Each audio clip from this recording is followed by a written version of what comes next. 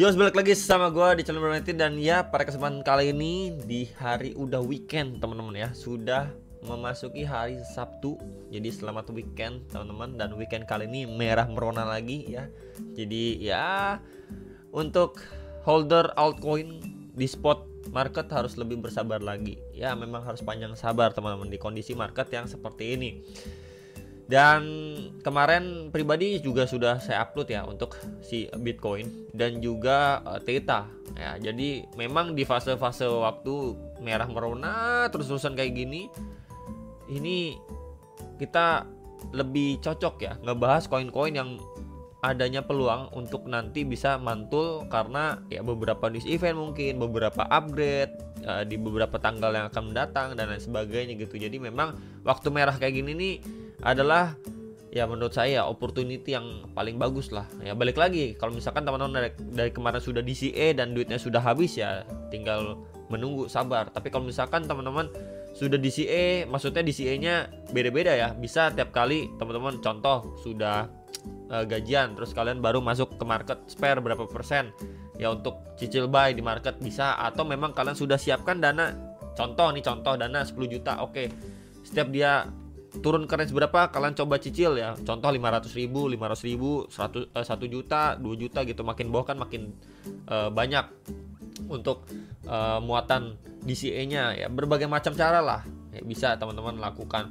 Cuman balik lagi di fase merah atau market merah seperti ini, selalu ingat ketika market hijau pasti kan ada yang namanya market jenuh, akhirnya dia berbalik arah ya, dari hijau ya bull to bear, dan dari bear juga begitu ya untuk bull kembali ya. Balik lagi kita menunggu untuk next lagi rilis data di minggu depan, dan juga untuk cut rate-nya dari The Fed ya, hopefully dia 0,25 aja untuk cut rate-nya. So dengan seperti itu harapannya lebih besar untuk market bisa lebih hijau, dimana kan sekarang udah fear di mana-mana kan, market merah, dan akhirnya kalau udah soft landing ya ini price in-nya sudah masuk sebenarnya gitu ya. Jangan sampai mereka hard landing ya itu bisa makin turun lagi. Kan kekhawatirannya seperti itu. Ya kita lihat aja nih di weekend ya. Turunan ini 5 sampai 10% kurang lebihnya gitu ya. Dan Fear and Greed Index ini berada di level 26, fear. Ya, sedikit lagi extreme fear teman-teman market. Nah, jadi benar-benar market ini udah ya bisa dibilang takut banget lah. Sebentar lagi memasuki fase extreme fear. Jadi untuk teman-teman gimana? Semoga masih kuat ya menghadapi market kripto yang seperti ini ya. Jadi tidak seperti harapan ataupun bayangan ataupun cycle-cycle sebelumnya, di mana ya udah summer kan harusnya koin-koin DeFi itu naik malah melempem gitu, dan sampai saat ini pun harganya stagnan malah cenderung koreksi.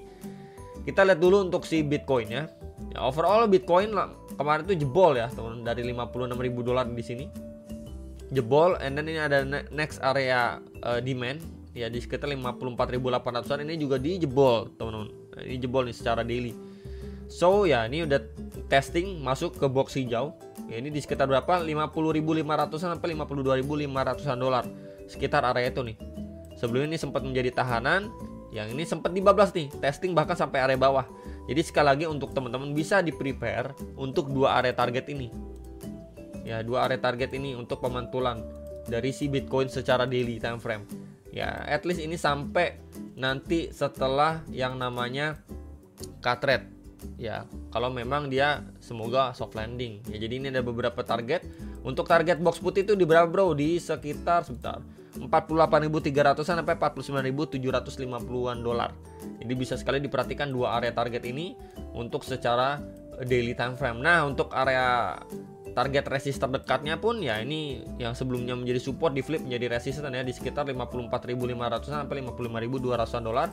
Kemudian nextnya lagi itu di 55.700-an sampai 56.200-an dolar. Jadi bisa sekali di-prepare untuk beberapa area resisten terdekat dan juga next area target support yang ya adanya peluang lah untuk menjadi dalam tanda kutip ya target bottoming si Bitcoin. Ya, dimana kita bisa lihat di sini adanya convergence of trendline support, kemudian di sini ada SNR sebelumnya dan juga demand sebelumnya gitu ya. Jadi bisa di-prepare dua area tersebut, dan kalau closing secara daily sebenarnya ya nggak bagus nih.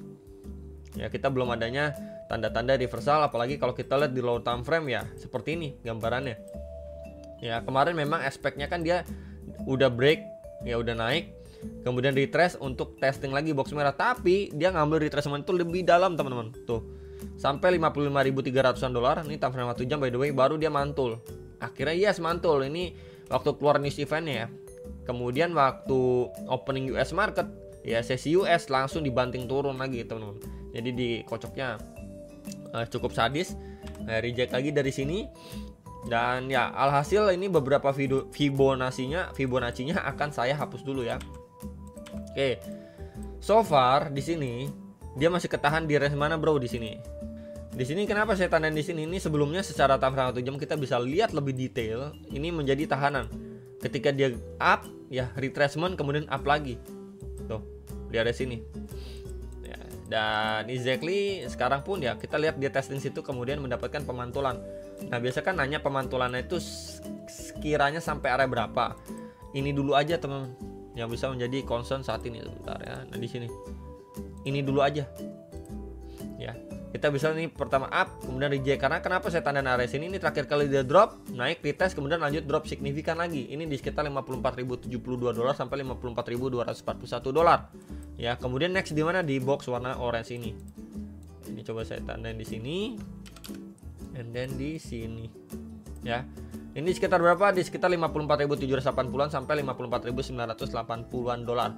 Ya, untuk yang nanyain si Bitcoin di lower time frame-nya. Jadi bisa sekali diperhatikan untuk antisipasi what if memang dia adanya rejection kembali. Ya, kemudian di sini di 55.500-an dolar. Oke, jadi more or less kurang lebih seperti apa gambarannya bro? Kurang lebih seperti ini ya. Ini dia adanya retracement naik atau dari sini udah drop lagi atau memang dia ngambil lebih atas sebelum dia reject kembali. Ya, kurang lebih seperti itu gambaran untuk si Bitcoin. Dan kalau misalkan kita gunakan Fibo juga dari swing high.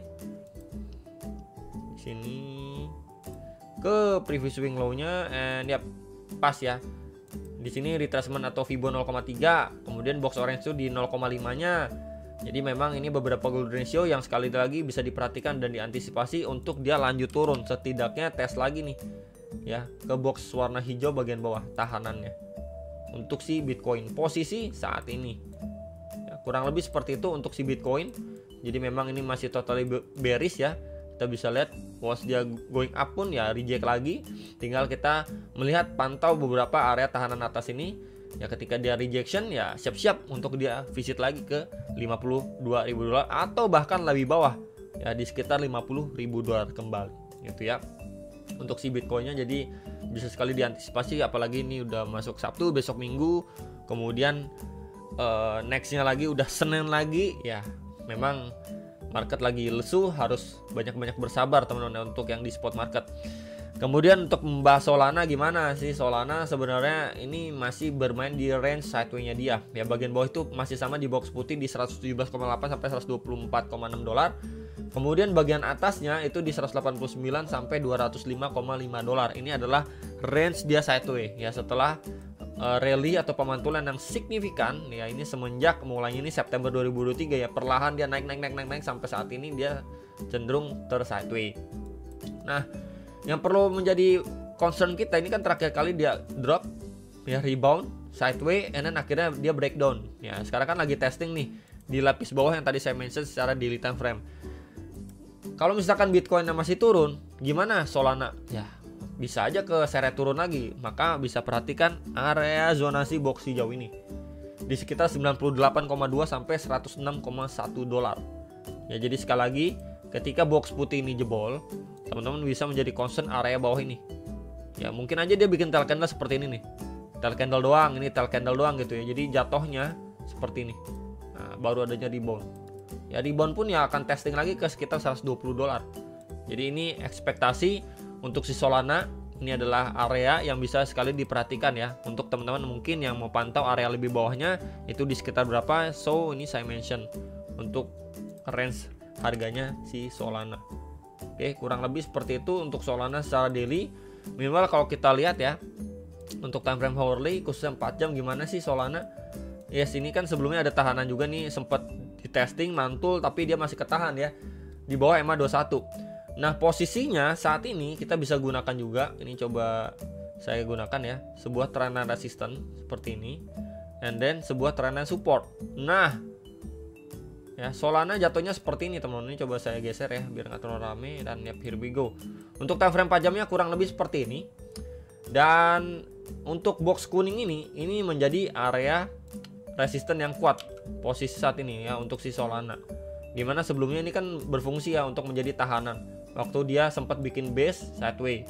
Kemudian ini juga menjadi area resisten untuk saat ini. Jadi once dia breakout pun ya kurang lebih kayak gini. Once dia perlahan naik dulu gini ya, dia akan testing di sini, teman-teman. Ini rejection dari situ ya untuk ngelit dia bahkan testing ke next target secara daily. Jadi bisa sekali diperhatikan untuk area ini dan sedikit area atasnya lagi di area sini.